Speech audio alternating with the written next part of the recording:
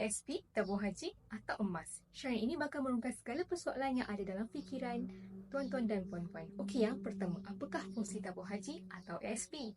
Keduanya adalah berfungsi untuk simpan duit. Lebih selamat berbanding kita simpan di rumah.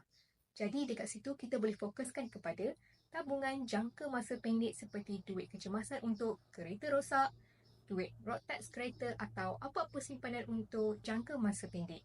Simpan di situ, tiada risiko dan kita juga dapat pulangan sekitar 4 hingga 5% setahun. Dan emas pula untuk jangka masa panjang kerana nilai emas lebih terjamin dengan apa jua keadaan ekonomi sekalipun. Harga emas dalam jangka masa pendek ada naik dan turun, tapi menurut rekod 20 tahun, harga emas meningkat sekitar 10% setiap tahun. Harga emas confirm naik sebab faktor inflasi dan kejatuhan wang ringgit.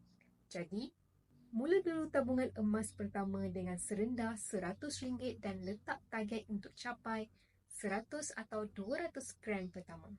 Emas sebagai tabungan jangka masa panjang untuk melindungi kekayaan. Tak perlu pilih mana satu. Dua-dua pun kita perlu.